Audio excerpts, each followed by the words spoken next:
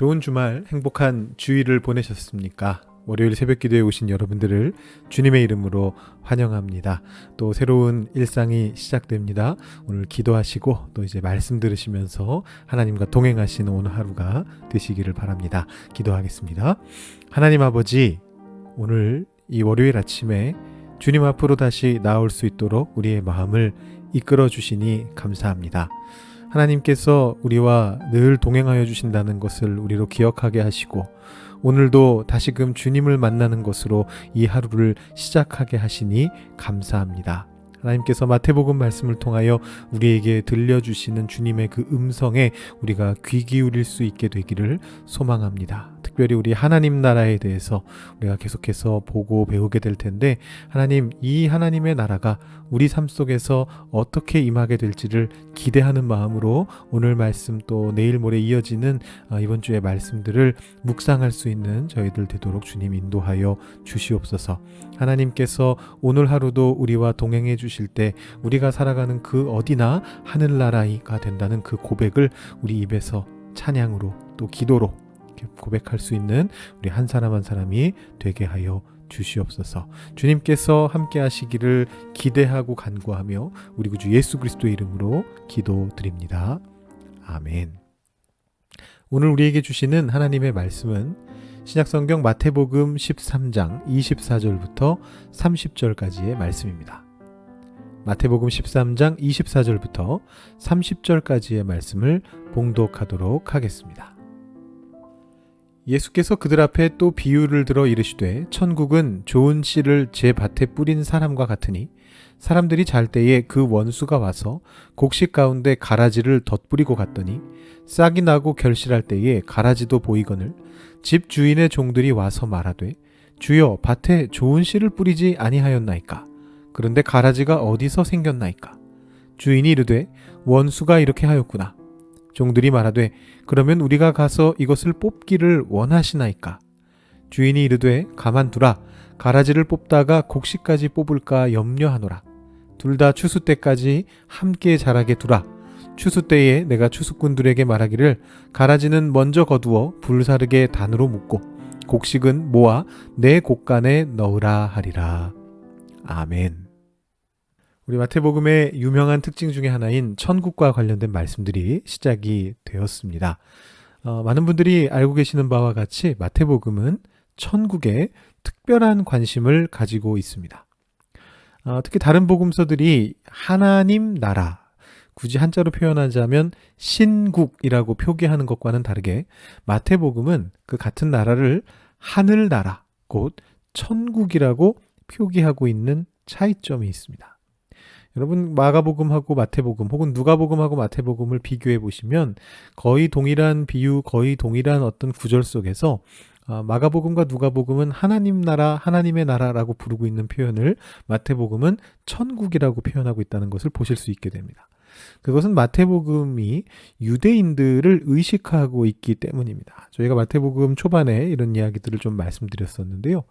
이 유대인들은 하나님의 거룩한 이름을 직접적으로 부르는 것에 대해서 아주 큰 부담을 가지고 있었습니다. 그래서 이 성경에 나오는 하나님의 이름, 곧 우리가 현재는 여호와라고 알고 있고 아마 실제로는 야훼에 가깝게 읽었을 것 같은데요. 이 하나님의 이름을 직접 읽지 않았습니다. 성경에 나올 때도. 그냥 그것을 아도나이, 주님이라고 대체해서 불렀을 만큼 하나님의 이름을 직접 부르는 것을 굉장히 꺼려했습니다.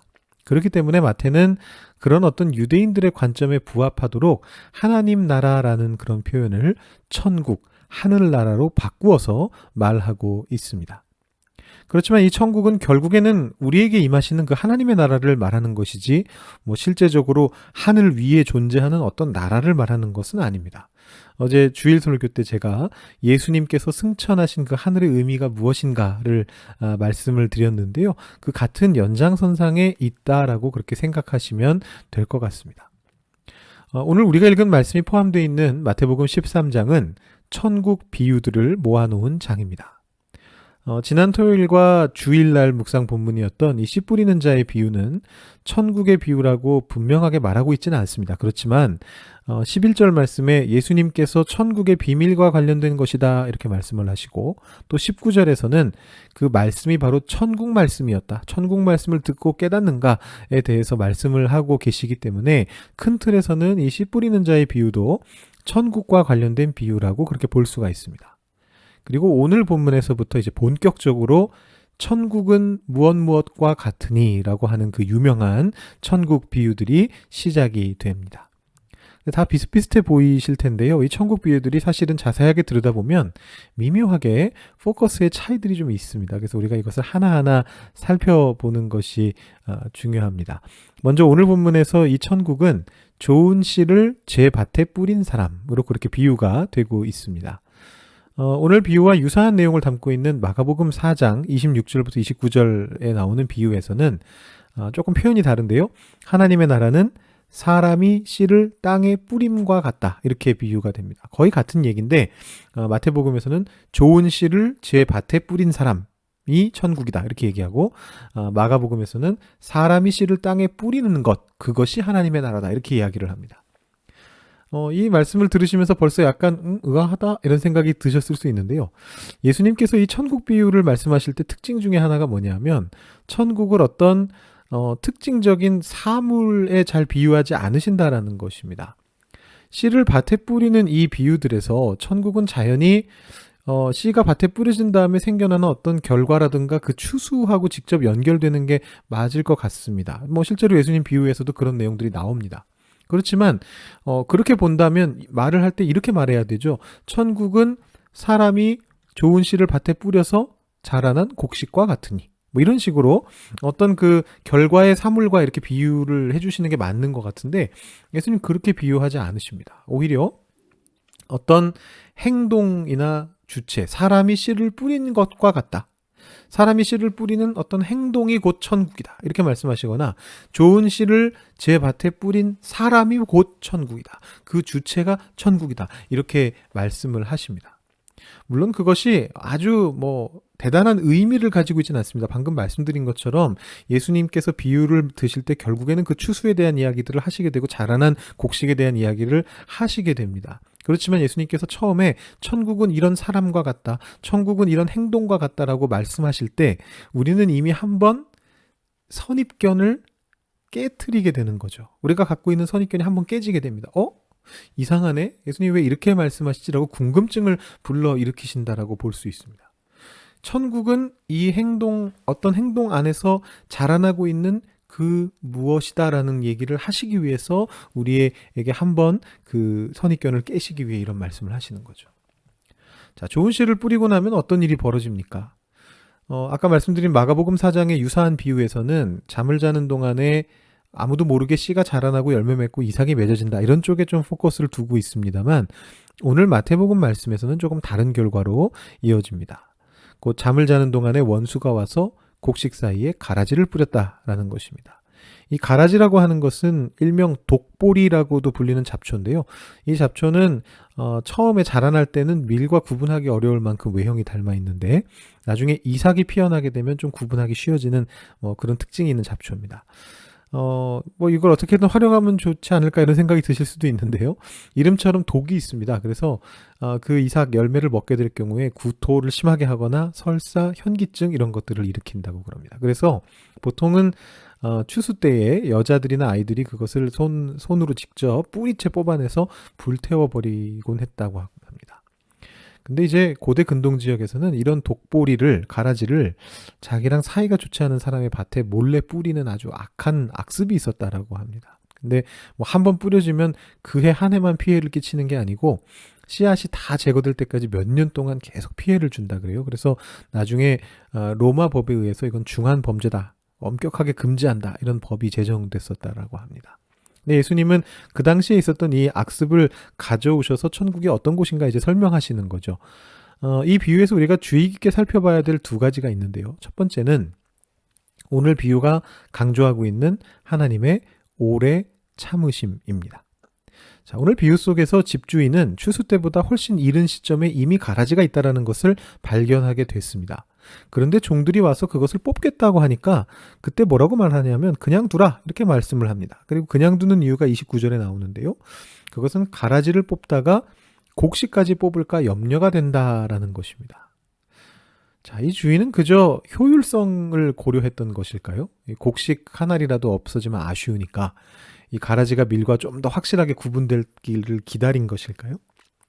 근데 그렇지는 않은 것 같습니다. 여러분, 고대 사회에도 그 땅의 지력이라고 하는 그런 개념이 있었습니다. 오늘날에는 뭐 더 과학적으로 분석을 해서 이것을 정확하게 땅 속에 어떤 식물의 생장에 필요한 뭐 유기물들, 인이라든가 뭐 이런 것들이 있는가 없는가 뭐 이런 걸 가지고 이제 구분을 합니다만, 그래서 그런 게 부족하면 필요한 비료를 뿌리기도 하고 이러면서 땅의 지력을 북돋아줘서 생산성을 극대화합니다만, 고대 사회에서는 그런 뭐 정확한 메커니즘은 몰랐을지언정 그래도 경험에 의해서 땅에는 지력이라는 것이 있고 그에 따라서 기를 수 있는 곡식의 종류나 양이나 시기나 이런 것들이 제한적이다라는 걸 이미 다 알고 있었습니다. 가라지를 그대로 둔다면 곡식의 생장에도 영향을 끼칠 수 있습니다. 그러니까 효율성을 고려했다면 이 가라지가 구분되기 시작했을 때 즉각적으로 그 가라지를 제거하는 편이 오히려 좋았을 것입니다. 뭐 실수로 곡식 몇 다발을 같이 뽑게 된다 해도 그래도 그쪽이 효율적인 걸 고려한다면 더 많은 결실을 가져올 수 있었을 것이거든요. 근데 이 비유 속의 주인은 그렇게 하지 않습니다. 모든 곡식을 다 거둘 수 있도록 기다리라 라고 말하는 것입니다. 추수할 때까지 두라 라고 그렇게 말하는 것이죠. 자, 이 비유 속의 집주인은 우리들을 향해서 오래 참으시는 하나님을 아주 상징적으로 잘 드러내고 있습니다. 하나님은 우리의 악행을 즉각적으로 처벌하시기보다 우리가 회개하고 하나님께로 돌아와서 올바른 알곡으로 잘 자라나기를 기대하고 계십니다. 그렇기 때문에 예수님께서는 이 비유를 들면서 하나님께서 끝까지 참으시면서 그 추수를 늦추고 계시다라는 것을 분명하게 말씀하고 있는 것입니다.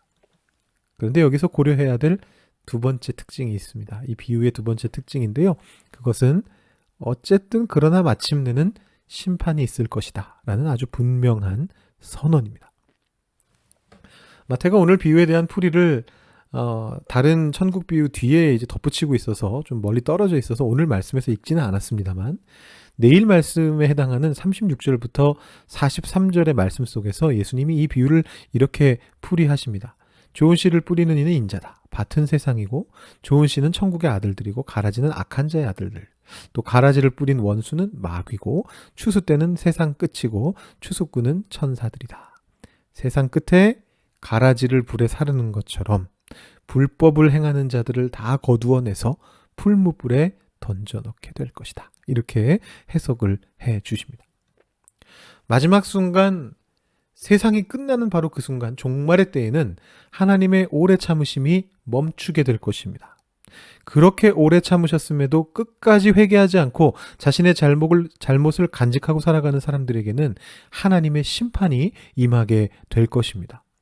종말의 심판이 이르기까지 하나님은 오래 참으시면서 그 종말을 계속 늦춰가시면서 한 사람이라도 더 회심에 이르도록 최선을 다하실 것입니다. 그러나 그렇다고 해서 하나님을 능멸하려 든다면, 세상에 악이 이렇게 많은데도 하나님이 아무 일도 하지 않으시니 하나님은 존재하지 않으시거나 아니면 능력이 없으신 분인가 보다, 나도 그냥 악하게 살아야겠다, 그렇게 마음을 먹고 함부로 행동하면서 그냥 살아간다면 생각지 못한 때에 종말의 심판이 그에게 임하게 될 것이다 라는 그런 말씀입니다.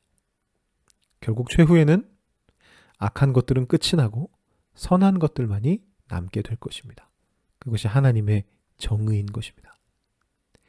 우리는 오늘 말씀 속에서 하나님의 공의와 하나님의 자비를 동시에 발견하게 됩니다. 우리를 향하시는 하나님의 오래 참으심은 길고 넓고 깊고 크지만 그럼에도 언젠가는 분명히 하나님의 공의가 이루어지게 될 것입니다.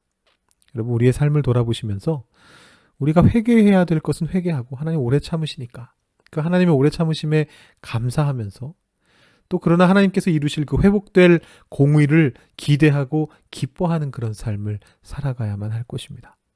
오늘 하루의 삶 동안에 이 회개와 기대가 함께 하시는 여러분들이 되시기를 바라며, 이 시간 기도하실 때 오늘 말씀 생각하시면서 회개의 기도 올려드리시고 또 기대의 기도도 올려드리시고 그것을 함께 올려드리시고 여러분의 개인 기도를 하시고 돌아가시는 그런 시간이 되시기를 바랍니다. 기도하시겠습니다.